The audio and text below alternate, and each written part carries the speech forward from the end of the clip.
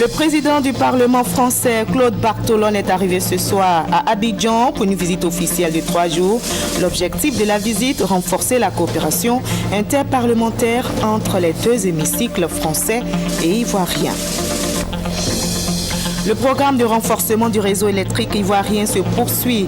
Le Premier ministre Daniel Kablan-Duncan a posé ce jeudi la première pierre du poste source d'Azito dans la commune de Yopougon. Non à la traite et au travail des enfants, la première dame de Côte d'Ivoire, engagée dans la lutte, dit également non à la traite des jeunes filles.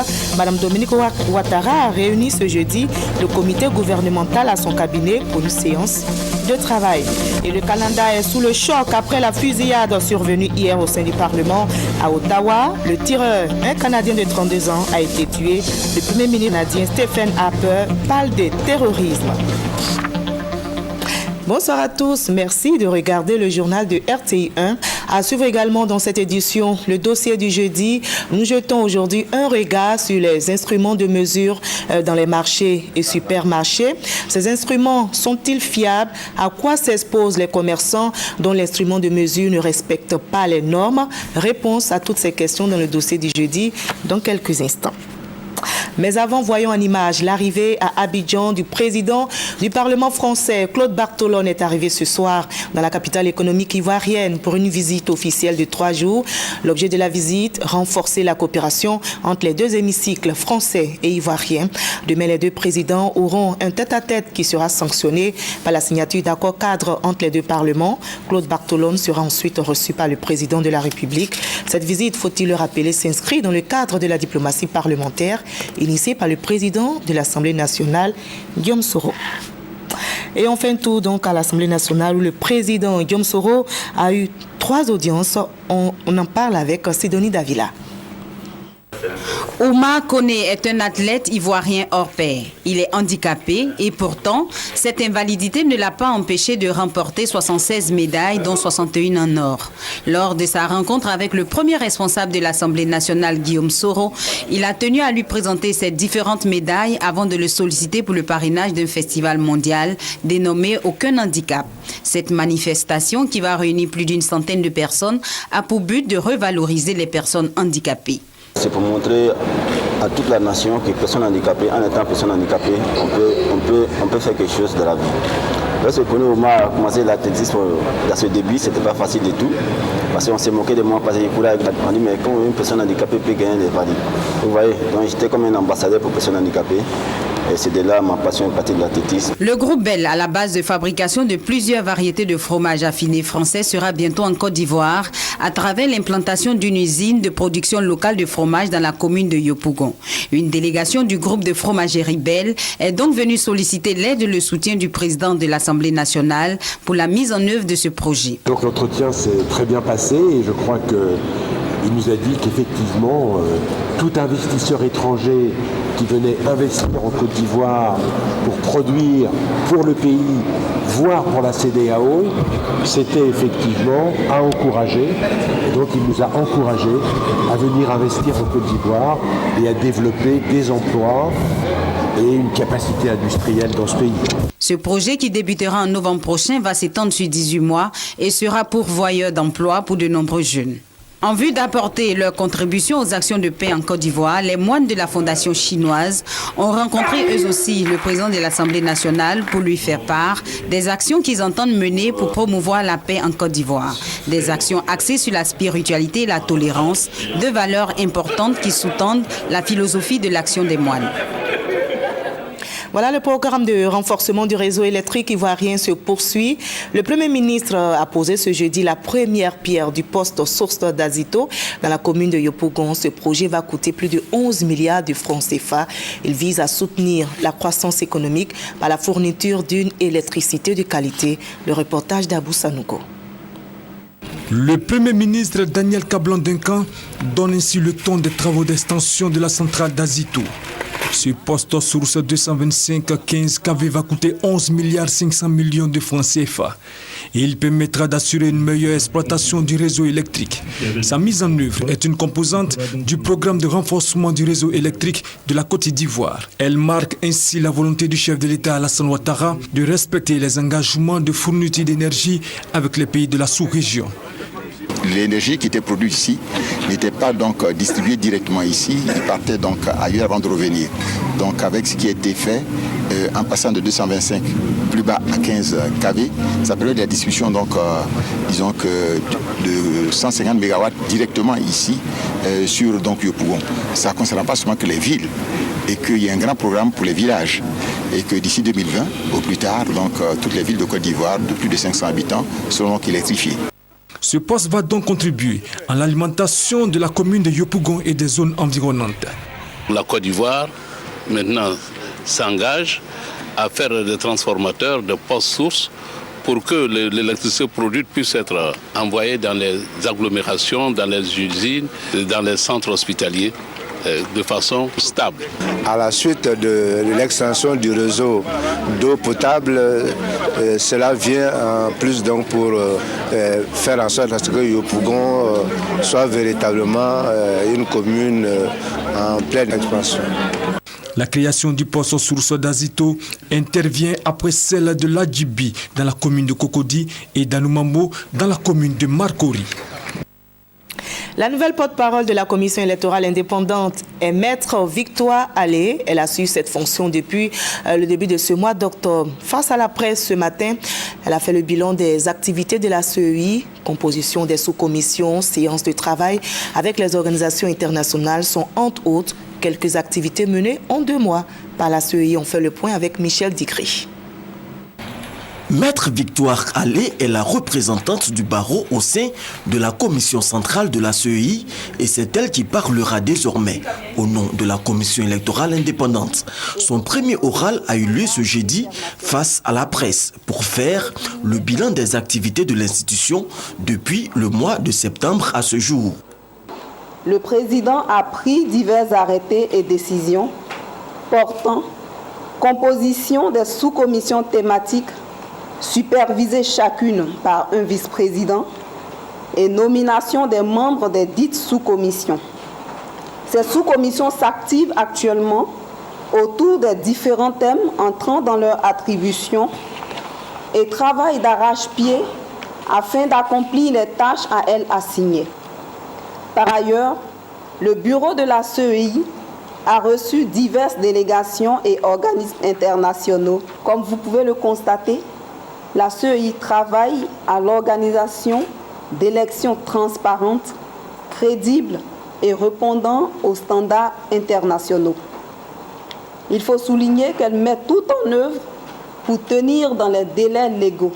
Sur l'agenda immédiat de la CEI, la porte-parole a annoncé la formation des commissaires centraux sur l'administration électorale et les systèmes électoraux, des programmes qui devront leur permettre de mener à bien leur mission au cours des élections générales de 2015. Non à la traite et au travail des enfants.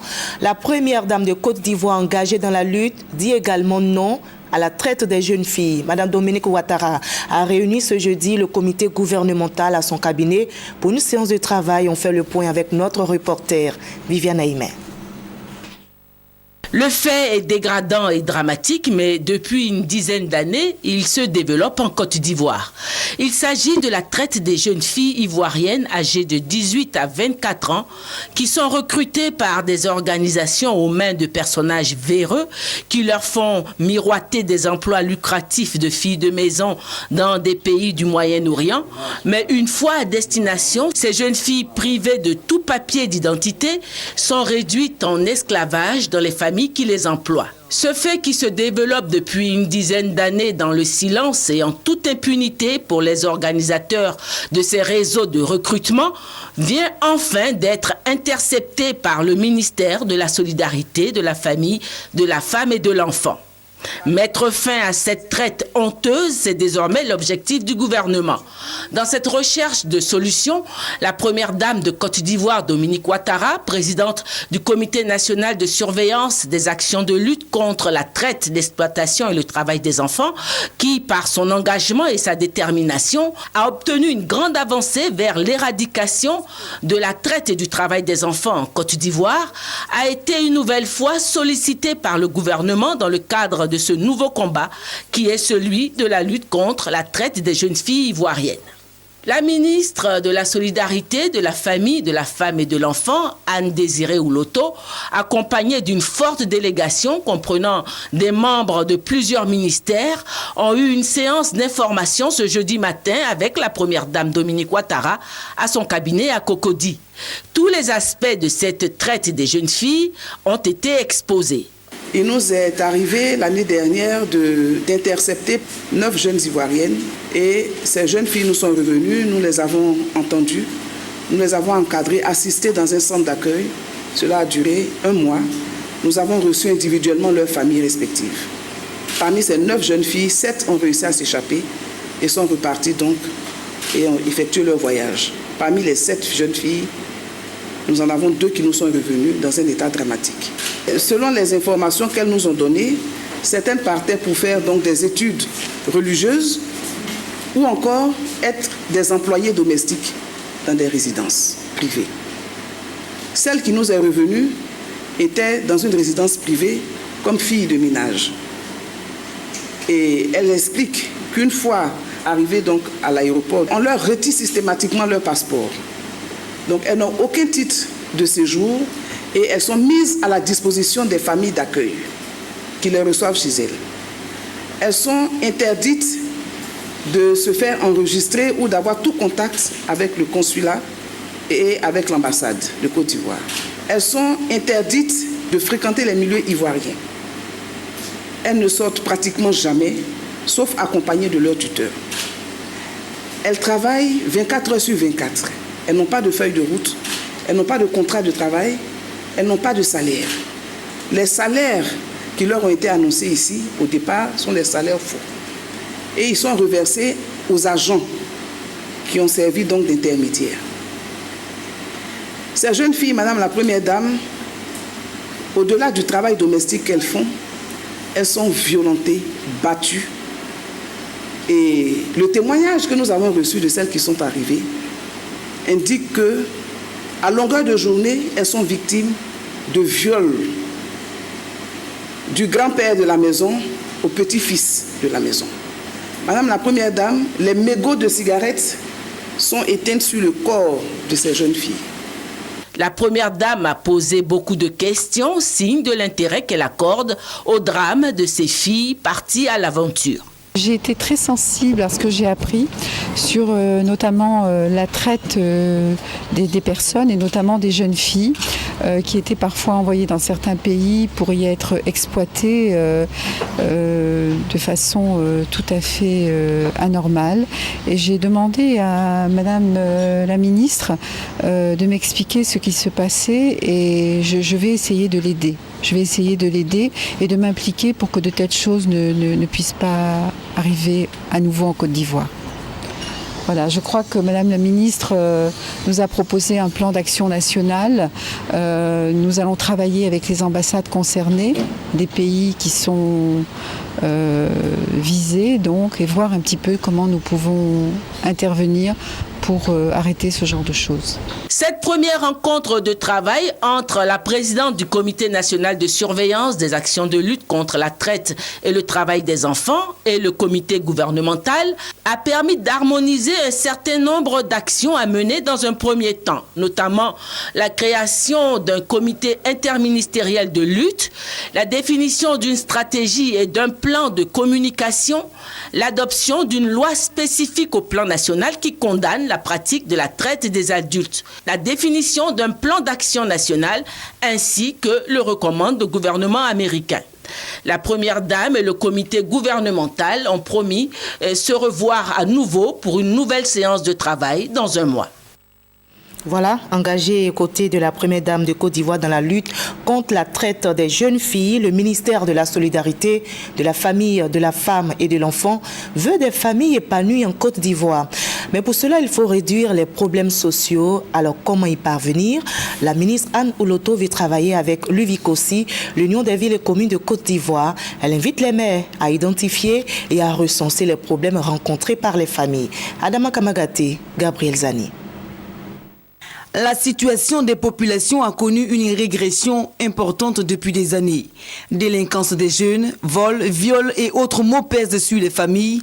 Face à la persistance de ces situations difficiles, le ministère de la Solidarité, de la Famille, de la Femme et de l'Enfant a décidé de mettre en place un cadre formel avec les maires des villes et communes de Côte d'Ivoire.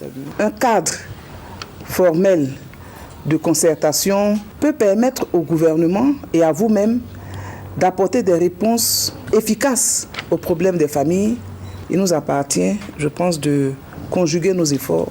Pour cerner les problèmes des ménages, le ministère a associé les élus locaux car selon Anne-Désirée Ouloto, ils connaissent mieux l'état de la vie des populations. Les maires représentés par des membres de l'Union des villes et communes de Côte d'Ivoire, UVICOSI, ont salué l'initiative du ministère de la Solidarité. À entendre Madame le ministre, c'est un souci qu'elle partage. On espère qu'avec elle, tout le gouvernement va essayer d'appuyer les différentes communes pour que ces fléaux qui rongent les familles puissent évidemment s'estomper. Le ministère de la Solidarité et ses partenaires techniques, qui sont désormais les maires, vont ensemble élaborer la politique nationale de la famille en atelier. 10 localités vont servir de communes pilotes en vue de recueillir des informations utiles et dégager les axes prioritaires du travail. La Fondation Didier Drogba vient d'offrir 1000 kits scolaires à des enfants. Ils sont issus de 18 centres d'accueil et organisations de protection de l'enfant. Ces enfants venus de plusieurs villes de la Côte d'Ivoire se sont retrouvés à Yopougon pour recevoir ces kits scolaires.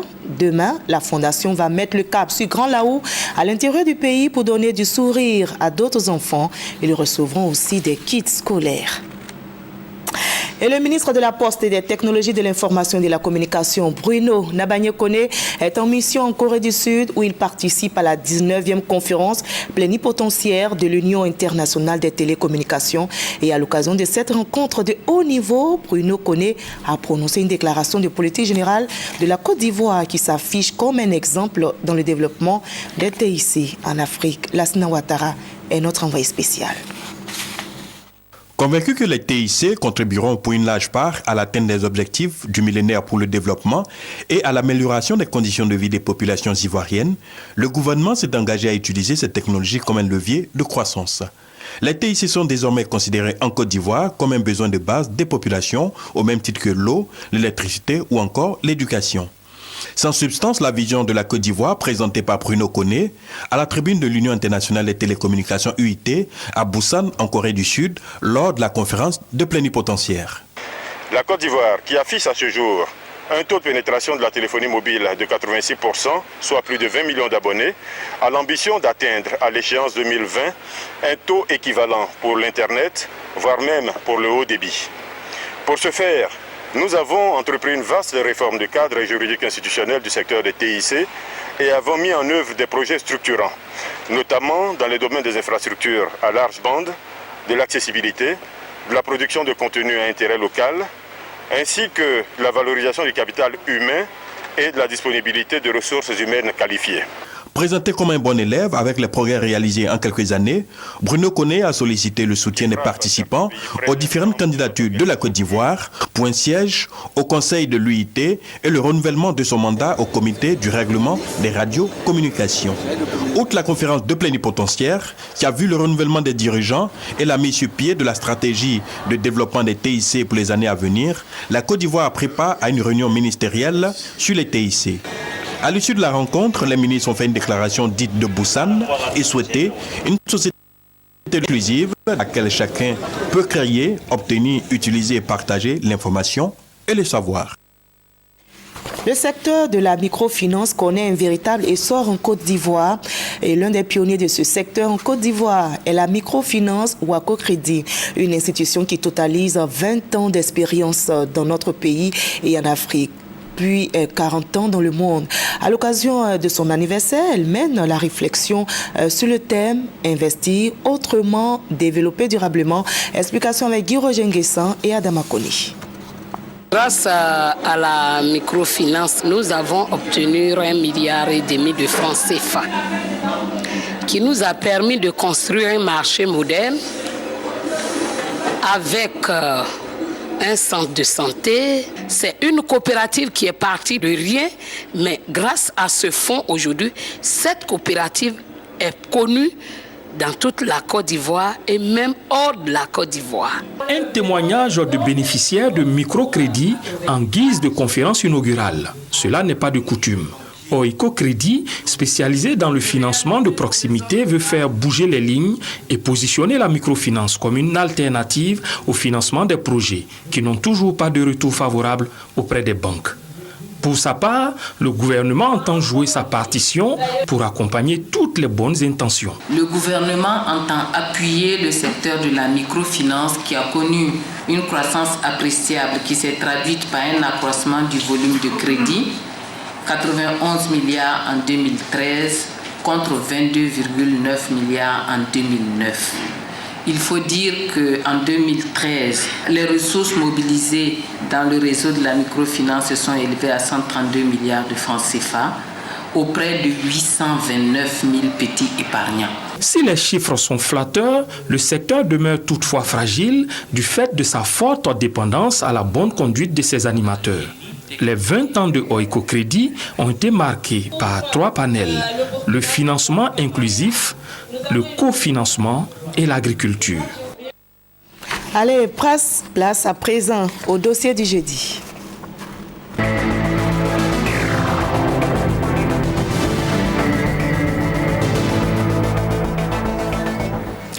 Nous jetons aujourd'hui un regard sur les instruments de mesure dans les marchés et supermarchés. Ces instruments sont-ils fiables? À quoi s'exposent les commerçants dont l'instrument de mesure ne respecte pas les normes? Réponse à toutes ces questions dans le dossier du jeudi signé Konepa Gassoro. Balance électronique, pompe voisine, bécher. Des instruments qui servent à mesurer les produits vivriers et alimentaires, mais aussi bien d'autres produits et marchandises. Ces instruments, l'on les retrouve pour la plupart dans les marchés et supermarchés. Ils sont pour la majorité contestés par les populations. Denise est restauratrice depuis plus d'une vingtaine d'années à Trècheville. Elle n'a pas du tout confiance en ces instruments de mesure. Elle ne les trouve pas fiables parce que truqués. Et ce sont les bouchers qui sont les plus indexés. À l'abattoir, une fois je suis partie, j'ai demandé 10 kilos, j'ai vu bien la balance, je reviens à la maison, c'est 9 kilos. Je suis retournée le lendemain. J'ai dit au monsieur, ta balance là, il y a problème. Il voulait faire, j'ai dit, je suis avec mon frère, c'est un agent. Il va venir ici et puis il me dit pardon. Et puis il a changé. Tout comme Denise, de nombreuses personnes accusent les commerçants de fraude sur les instruments de mesure. Des accusations que ces derniers refutent avec la dernière énergie. Ambroise est le président des bouchers du grand marché de Makori. Pour lui, les balances électroniques utilisées respectent les normes. Nous, on n'a jamais fait cela. Ça, on ne le fait même pas, on ne le fera jamais même. Dans mon domaine, il n'y a personne qui fait ça. Le poids n'est pas arrivé, non, on n'a jamais eu ce problème-là. Parce qu'elles sont habituées ici, elles viennent prendre, depuis qu'elles voient être contrôle à la maison, c'est le poids net. Seul moyen pour juger de la fiabilité de ces mesures, le contrôle. Il est diligenté par le ministère du Commerce, de l'Artisanat et des PME. Chaque année, les agents de la direction de la métrologie, du contrôle de la qualité et de la répression des fraudes sous tutelle de ce ministère parcourent marchés et supermarchés en vue du contrôle des instruments de mesure. Ce contrôle, ce n'est pas seulement pour la vérification périodique, qui n'est pas un contrôle répressif.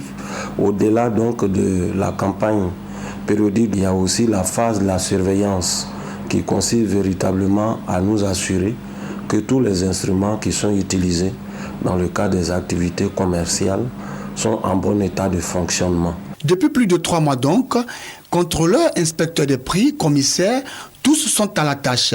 Et souvent, certains commerçants et opérateurs économiques se font prendre. J'ai posé le poids, j'ai vu qu'on a 5 grammes en plus. Voilà, donc il fallait que je mette à 5 kilos juste, c'est ce que j'ai fait. Direction le marché Cocovico situé à Angré dans la commune de Cocody. Ici, pas de problème. Mahaman, commerçant de produits vivriers, est heureux.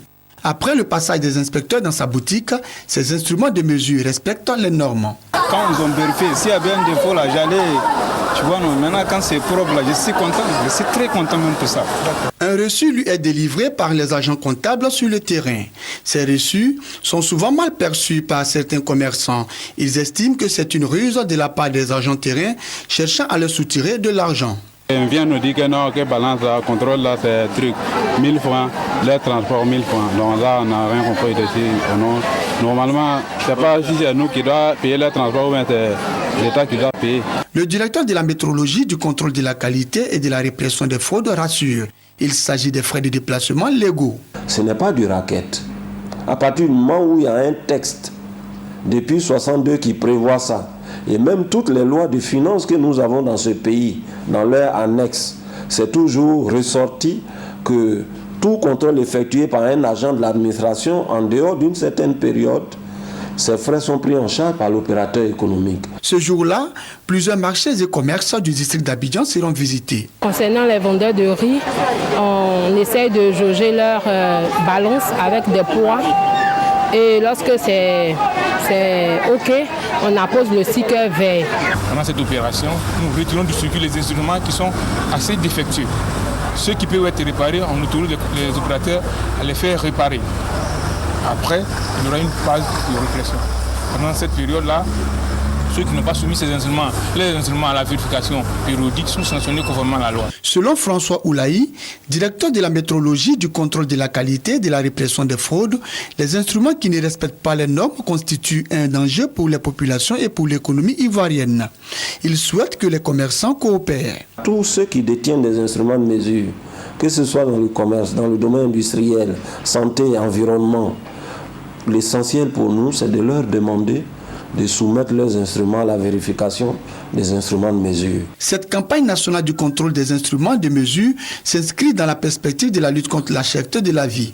La phase de la surveillance débutera à partir du mois de janvier, c'est-à-dire celle de la répression et des sanctions. Un numéro vert est mis à la disposition des populations en cas de doute sur un instrument de mesure. Il s'agit du 80 00 00 99 ou le 80 08 00 09.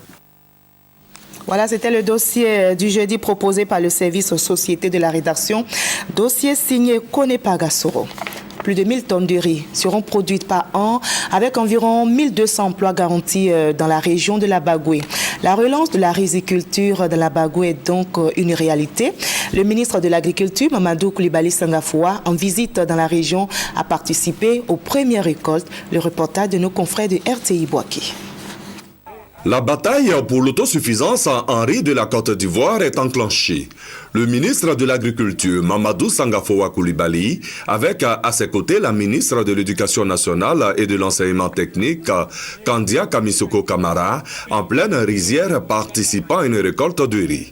C'est le résultat de la réhabilitation du barrage Nyadon de Gbon et de l'aménagement de la plaine en aval pour la culture de riz et de maraîchers. Un projet d'environ 1 milliard de francs CFA, financé par l'État de Côte d'Ivoire et un prêt de la Banque arabe pour le développement économique en Afrique, BADEA. Le barrage de Nyadon à Gbon est une retenue d'eau de 8 millions de mètres cubes pour une superficie nette aménagée en aval de 105 hectares, dont 100 hectares pour le riz et 5 hectares pour le maraîcher. La production du riz se fera sur 3 cycles pour 1000 tonnes par an, avec 1200 emplois garantis. Ce projet est la volonté du gouvernement ivoirien de lutter efficacement contre la pauvreté en milieu rural. Nous sommes ici dans le cadre de l'action du gouvernement conduite par le Premier ministre Daniel Kablan-Duncan sous la haute autorité du président de la République de faire en sorte que notre pays soit autosuffisant à l'horizon 2016. Je pense qu'à ce rythme-là, nous pourrons relever ce défi. Les populations originaires de la Bagoué se réjouissent de ce projet dont l'impact est déjà perceptible. La rentrée scolaire dans le milieu rural s'est faite à temps et les cours ont repris normalement parce que par le passé, les agriculteurs avaient du mal à scolariser leurs enfants dès la rentrée par manque de moyens. Mais grâce à la politique menée par le président de la République, le Premier ministre. Mais vraiment, avec le ministre de l'Agriculture, aujourd'hui, le monde rural est satisfait. Après la visite, le ministre de l'Agriculture, Mamadou Koulibaly Sangafoua, a offert des intrants, du matériel agricole et des kits scolaires aux populations de Gbon. Montant du don, environ 100 millions de francs CFA. Voilà, c'est ici que l'on s'arrête pour ce 20h. Mais ne décrochez surtout pas, car juste après ce journal, RTI1 vous propose une émission. C'est un entretien avec le Premier ministre. Daniel Kablan-Duncan fait le bilan de sa mission effectuée aux États-Unis à l'occasion des assemblées annuelles de la Banque mondiale et du Fonds monétaire international. Émission présentée par Sylvie Touré. Restez donc avec nous.